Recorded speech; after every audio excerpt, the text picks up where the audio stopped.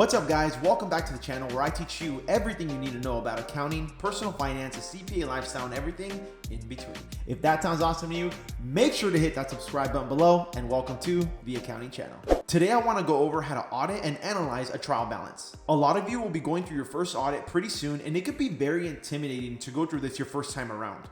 In other videos in this How to Audit series, I will go over full financial statements and how to test different account balances. But today, let's go over a basic trial balance and teach you how to analyze a trial balance, or TB for short, as an auditor. Also, if you have any audit or accounting questions, please leave me a comment below, smash the like button for the YouTube algorithm, and I will definitely make a future video on it. A big part of audit and accounting is understanding the account balances of your client. This will help you understand what the company does and how they record certain transactions. In today's video, I will go over how to analyze a trial balance and get you used to looking at work papers. Audit work papers are used to document the information gathered during an audit and to support the conclusions reached. Before we open up the TV, let's first go over what a trial balance is. A trial balance is simply an accounting report that shows the balances of all the general ledger accounts at a point in time. The total debits and credits on a TB must be equal to each other. Back in the day, before we had the great accounting software we have now, this was done completely manually, which is completely insane. But now we have great accounting software like QuickBooks and NetSuite and many other programs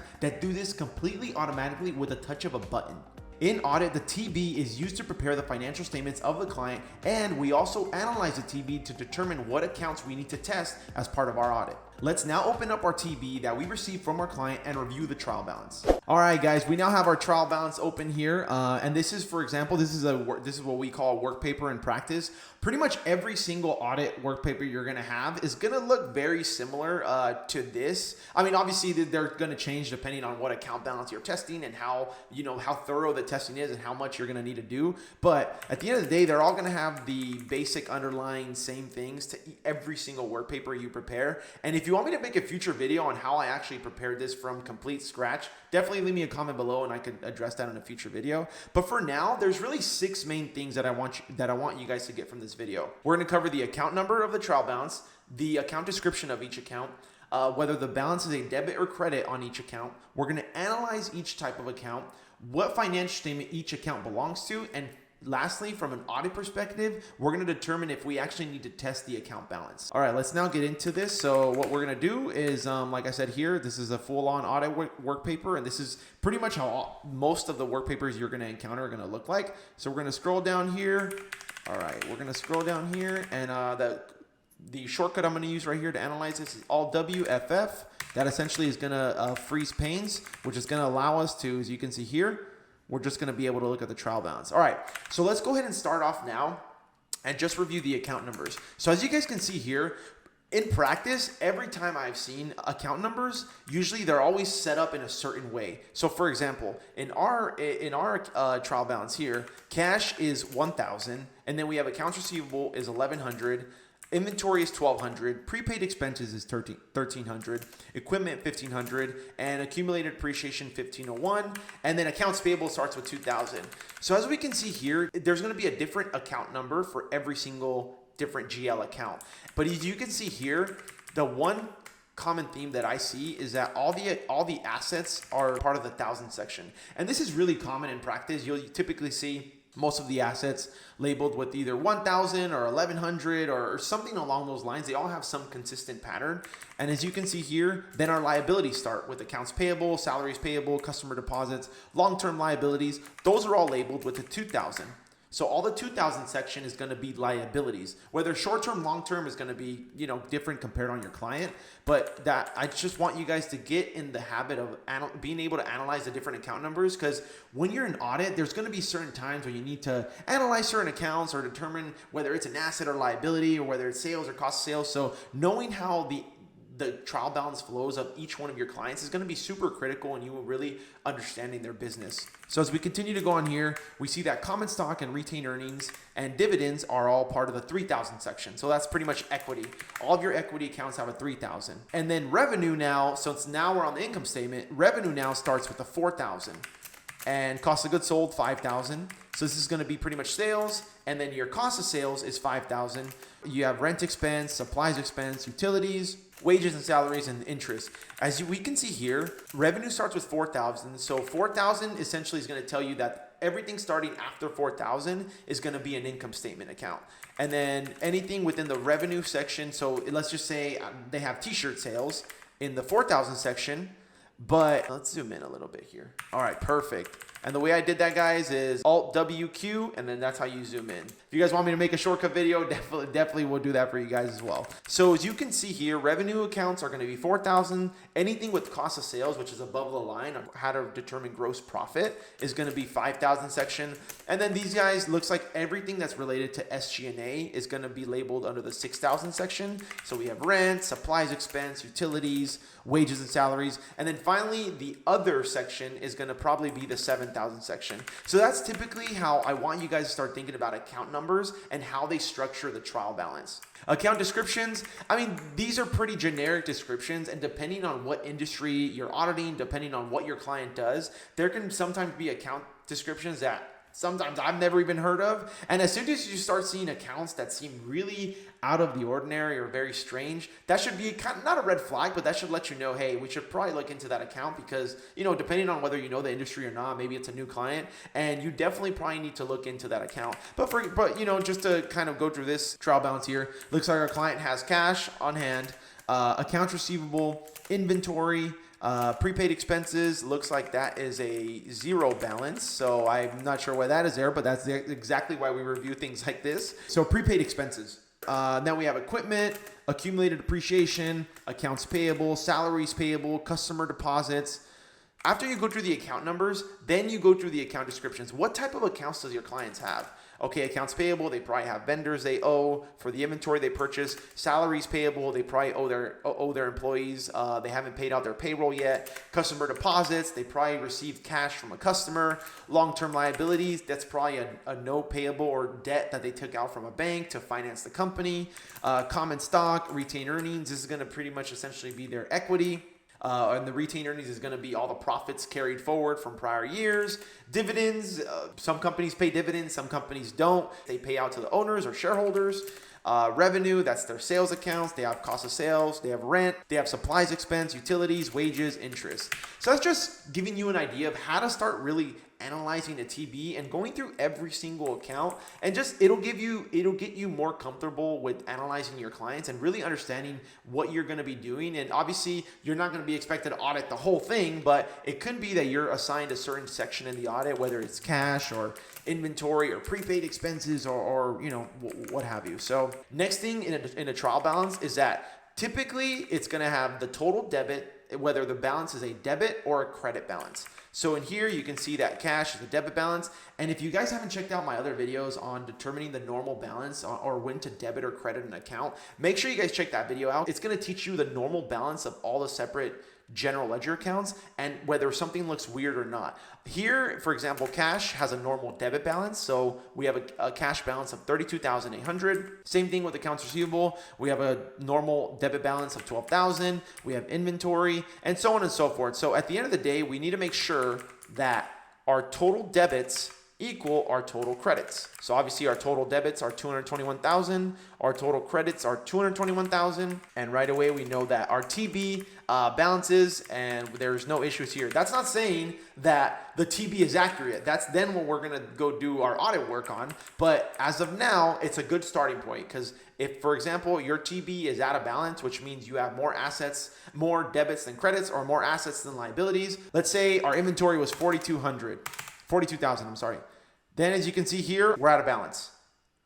2,200 is off. So we have more debits than we do credits. That is incorrect. That'll automatically tell you something is wrong and our TB is out of whack. So it's Control Z. Let's go back. So now that's a good starting point. You at least need to have that. That is checking the basic mathematical accuracy, making sure that your total debits equal your total credits or your total assets equal your liabilities plus your equity. Again, doesn't mean that the TB is accurate. It just means you have a good starting point to now start assessing every single account balance. So now we're going to look at each type of account, and I want to kind of go through and analyze each one with you and determine the normal balance of each account. Okay, so on here, we have the type of account. Cash is an asset account. Accounts receivable, asset account. Inventory, asset account. Prepaid expenses is an asset account. Equipment and accumulated depreciation are all asset accounts, essentially. This is a contra asset. because it decreases accumulated appreciation, decreases your asset balance, but these are essentially all of your asset accounts that will end up on your balance sheet, and we'll cover that next. So these are all your asset accounts, and again, as we go back to the account number, the account numbers, all your assets seem to be in the 1000 section. So now we understand, okay, well, that's our total assets. Okay, well, as accounts payable, that's a liability account that has a normal credit balance. All of your liability accounts have a normal credit balance. Salaries payable is a liability account. Customer deposits is a liability account. Customer deposits, essentially, we received a cash payment from a customer and we still owe him for services. So the journal entry for that would be, we would increase our cash with a debit and we would credit this account, customer deposits. It's essentially unearned revenue, or we still owe someone a service. That's why that would be the debit and credit of that transaction. And again, I want you guys to really start picking up on these journal entries and understanding how to record things right away, because this is going to help you become such a good auditor when you're out in the field. All right, long-term liabilities, that is also a liability account. Again, we kind of went over it earlier. Common stock, retained earnings, and dividends are all equity accounts. Revenue t-shirt, that's a revenue account. Cost of sales, cost of goods sold. If you ever hear in practice above the line, below the line, typically above the line expenses are going to be used to determine your gross profit, and below the line is going to be SG&A, selling, general administrative expenses. So we have rent, supplies, utilities, and salaries expense. So those are all SG&A accounts. And then finally, we have interest or other. As we can see here again, that's also labeled with a 7,000. So you can start seeing how the TB is set up and formulated, so then it's easier for you to start analyzing and determining what accounts we're then going to test. Now that we know whether every account, whether it's an asset, liability, equity, revenue, cost of sales, or SG&A, as we've learned from my other videos on how to determine, the assets, liabilities, and equity, we now need to determine, well, what financial statement does each account balance belong to? Because like we said earlier, a trial balance is used to prepare the financial statements. So cash, accounts receivable, inventory, all of your assets and liabilities are going to be used to prepare your balance sheet, which is at a point in time for the assets, liabilities, and equity. And then your equity here is going to also be used to prepare the statement of changes in equity. That's an equity roll forward. Going forward here, revenue and all of your expenses are going to be used to prepare the income statement. The balance sheet and the income statement are the two basic financials. And then you also have your statement of changes in equity, which is used, and we test that using an equity roll forward. But again, we can get into that in a future video. But for now, I really want you to understand how account numbers are structured, the account descriptions, making sure that your debits and equal your credits, and your trial balance is in sync, is in balance, and it checks off. The type of accounts that your client has, and labeling each one, and really understanding each one and the normal balance of each account. Because, for example, let's say you had accounts receivable and your accounts receivable had a credit balance of 12,000. Well, that's an asset account from here, and that asset accounts have a normal debit balance. But if you have a credit balance in that account, that's a red flag right away. Something's wrong and something's being recorded incorrectly, and that's something you should start picking up and understanding that, hey, maybe we should ask about that account to test it. This next step is probably one of the most important steps in the audit process, because now we're going to actually determine what accounts we need to test as part of our audit. And typically what ends up happening, and let's unfreeze that real quick, and again, you take that off with just Alt WFF. Okay, so now we're going to look into probably the most critical aspect of reviewing a trial balance as an auditor. And we're going to actually determine what accounts we need to test as part of our audit to get comfort that when we actually prepare the financial statements, as we went through in column I, that the balances are materially accurate. So in your audit planning process, you're going to calculate what's called materiality, performance materiality, and typically you have a trivial threshold of which sometimes could be 5% of materiality, could be 3%, but this is all going to be determined as part of the audit planning process. When you first take on a client, you determine what's material and what's not. And I guess material, you can pretty much hone it down to what's important and what's not really important, and what matters to the financials and what doesn't. And if essentially this amount here, whatever firm you work at, every firm has different methodology on how to calculate this materiality number, but essentially any account balance above your materiality will pretty much be required to be tested, and you cannot essentially have any errors or variances above that amount. That's kind of the easiest way to explain materiality, is that that's your threshold of saying, hey, we can't have any errors above this amount, or our financial statements are materially misstated. So now let's go here, and our materiality is 3,430. And we just based on 10% of revenues. And the way we did that, we did revenues times 10%. Every firm has their own methodology and how to calculate this. They're all, kind of ballpark similar, but it can be different depending on what firm you're at. So your materiality typically is given to you by whatever firm you're at. And you typically plug a number in, whether it's based on total revenue, total assets, and somehow your firm methodology determines what the materiality amount is for your client. As part of the audit planning process, there's a lot of things that go on, but a big portion of it, and probably the most critical, is determining what audit balances are going to be tested, what type of procedures you're going to perform over every single account. And typically that's when the senior or the manager will start assigning certain sections to certain people on the audit engagement to say, hey, Joe, you're going to be working on cash and accounts receivable. Sarah, you're going to be working on accounts payable and salaries payable. And that's when really you start divvying up the work between how you're going to tackle this whole audit. So now, as we can see here, let's go ahead and freeze panes again. Let's put our materiality somewhere where we can see it. We're going to add a column in here. Let's put materiality right there. Just so we have it, just because I want to freeze panes, just to be able to see the entire screen. All right, we know this is our materiality, or what we're going to call ML. So again, we cannot not test any balance below materiality, because if let's say for example, we don't test that certain account balance and it's wrong, then we might need to restate our financial statements. And you never want to have the R word in a financial statement audit, or the R word come up. That's like blasphemy, because that essentially means that the financial statement you issued in the prior year is wrong and it needs to be restated. So you do not want to go through that. I never had a restatement myself, but yeah, you never want to have to go through that. That is that's not good. For example, cash is 32,000. Our materiality is 3,430. We would more likely than not, yes, have to, under auditing standards, and I'm pretty sure any firm would say, yes, you would have to audit that balance to make sure that it's properly stated. Accounts receivable, again, above 12,000, above our materiality. Inventory is 39,000. We need to test out a balance. Prepaid, I don't know why we have this balance here, but let's see. We are taking the sum, so let's go ahead and add that. Again, sometimes our clients give us stuff that isn't completely accurate, so that's okay. Just add the sum there, and we don't have any prepaids, so yeah, we don't need to perform any testing over it. Equipment, that's obviously the net book value of our equipment. Seems to be, if we take the equipment and the accumulated depreciation, that is $90,000. Yes, we will need to test that. Accounts payable is 49,000. Again, our materiality is 3,430. We will need to test that. Salaries payable, customer deposits, all these balances are above materiality. Common stock and retained earnings, even though common stock is below your materiality, that's sometimes a very tricky account, and it can essentially be all tested in conjunction in your statement of changes in equity or equity roll forward. So that essentially, we're going to say, yes, we're going to test that all in conjunction together with our equity accounts. Okay, revenue, it is above 3,000, so we are going to subject that to testing. And finally, we have our SG&A expenses. And if you see here, our SG&A expenses are quite low. They're only $1,600.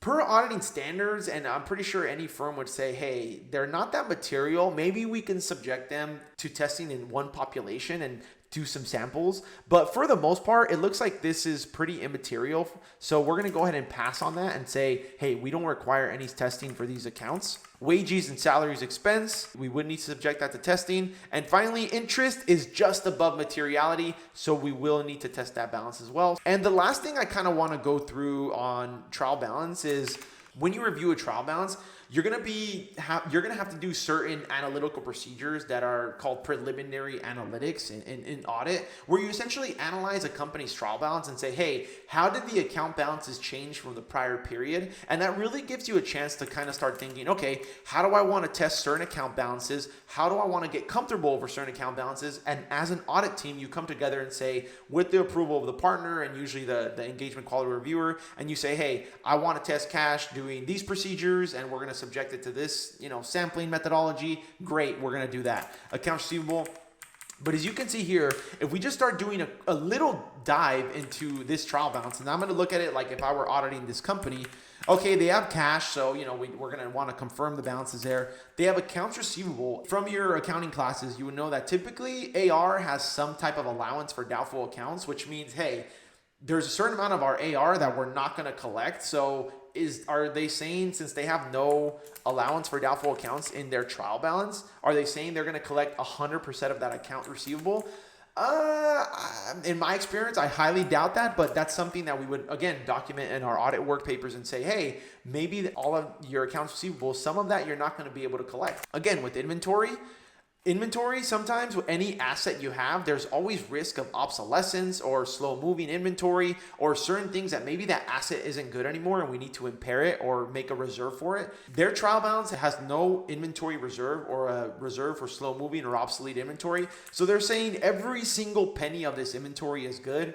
Again, I highly doubt that, but these are things that you can start picking up on when you review your client's trial balance. In my experience in audit, it's so funny how sometimes, especially us as managers, or sometimes when we start moving up in our career, we kind of lose sight of sometimes the little things, or sometimes we're so high level that we don't go too in the details. And that's why associates and seniors are so critical, especially you're just coming into audit. You can sometimes have those fresh eyes to say like, hey, that doesn't look right. And so many times in my audit career, I had associates give a suggestion during an audit planning meeting, or when they're reviewing their work papers, they give me a call and say, hey, this account seems kind of funny. I think we should do this over it. Or what do you think? Give suggestions, guys. That's why you're part of the audit team. Don't feel like you need to, hide your opinion, or because maybe you're not that experienced or you don't know as much, you can't add value. You definitely can. And especially in the audit planning process, you're going to be heavily involved. So going through the trial balance, especially in the sections that maybe you already assigned, review the heck out of the trial balance and ask questions and maybe bring it up to the team. And the worst thing that can happen is they say, hey, no, the account balance is fine. Or and the best thing that happens is, hey, Joe added a lot of value and we're going to definitely need to test that account balance that way. Prepaid expenses, there's none. So there's really nothing to do over that. Equipment, this company has a bunch of PP&E or capital expenditures and accumulated depreciation of $10,000. Just kind of thinking about this from an audit perspective, okay, well, I'd want to see a full listing, a fixed asset register of that equipment to see what is this made up of. One machine? Is this 10 machines? Is it 100? I mean, who knows, right? That's why we're doing this audit, to gain comfort over the account balances. They have a lot of accounts payable here, $49,000. Are we sure that this is complete? Typically, the risk with liabilities is that they're understated because they don't want to record them, because again, when you record a liability or record an accrual, it's debit, expense, credit the liability. So sometimes a risk in audit is that maybe your client missed an accrual, or maybe it's not malicious, but they just somehow missed recording an accrued expense, or they don't have something in their aging. Maybe they received an invoice really late from a vendor. So testing the completeness of this is very critical. Salaries payable, how do we know that they don't maybe owe another $5,000 instead of just the $10,000? So again, these are things that you start picking up and you're going to start learning as you start reviewing more and more trial balances and you get more comfortable. And this is exactly how, if I were auditing this company and they were my new client, this is how I would go through every single account line item. It's funny, during my audit planning meetings, or even when I had my team, I'd go through the trial balance like this and say, hey, how are we going to test, each different account balance? And I would just brainstorm with the team and say, hey, we're going to test this account balance by doing this. We're going to do some other procedures or what have you. And you kind of work together as a team. Moving along here, as far as long-term liabilities, okay, well, let's send a debt confirmation to the bank to make sure that that balance is accurately stated. And that amount shouldn't be, $105,000. Is it correctly stated at $99,500? We're going to perform procedures over the equity accounts by doing an equity roll forward. That's a little bit more complex. That's something that I definitely will touch on going forward, but every equity roll forward is different for every client depending on what you're on. Revenue, how do we know that some of these sales aren't maybe fictitious? Do they need to meet certain covenants before year end? I mean, there's certain things that, again, you can just start thinking about and saying, hey, how are we going to test this balance? Okay, they have $34,000 in sales, but let's just say, for example, you were doing an analysis to say, how much margin does this company have? Well, let's just take the sales less the cost of sales, 20,000, divide that by the 34. As we can see here, The company's operating on a 58% margin. My opinion, that's pretty damn good. So just little things like this that you'll have to start doing, especially in your audit planning process when you do your analytical procedures. And I definitely will make a video on analytical procedures later.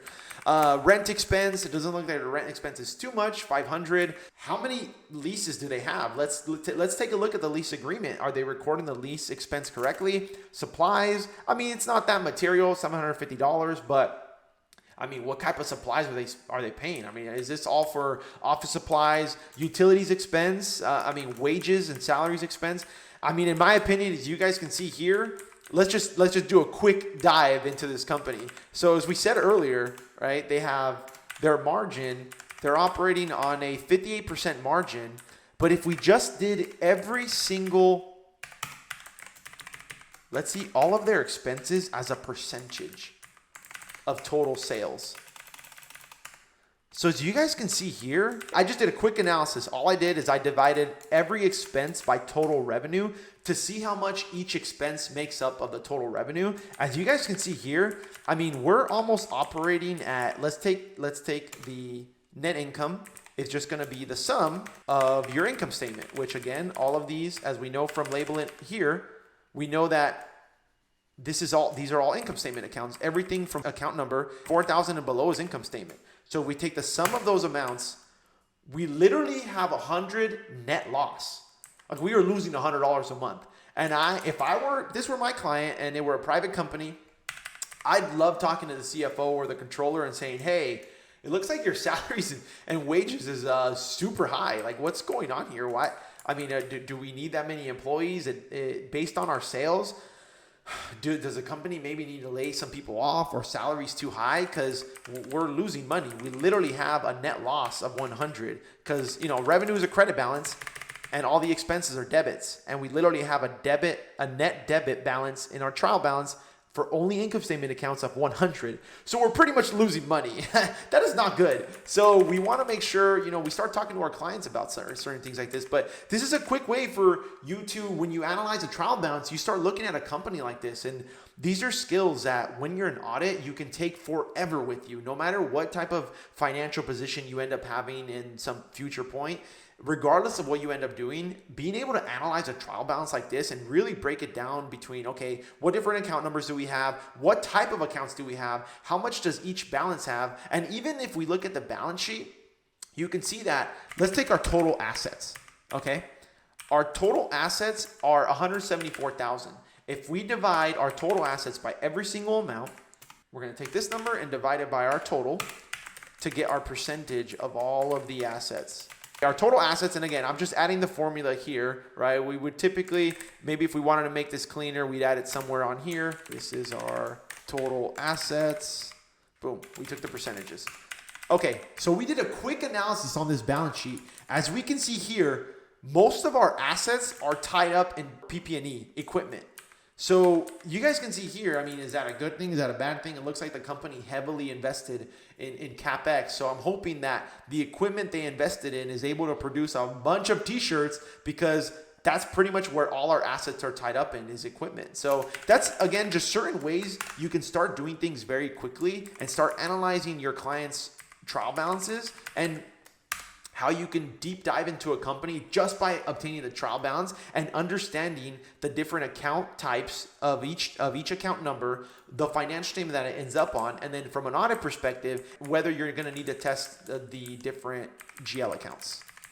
All right, guys. So in summary, again, I want you to start understanding account numbers and how they're set up for every single one of your clients, the account description, which will tell you essentially what type of accounts they have, the amounts of each account, making sure you really understand the normal balance of each account is going to help you quickly identify whether an account looks kind of wrong or fishy or looks weird.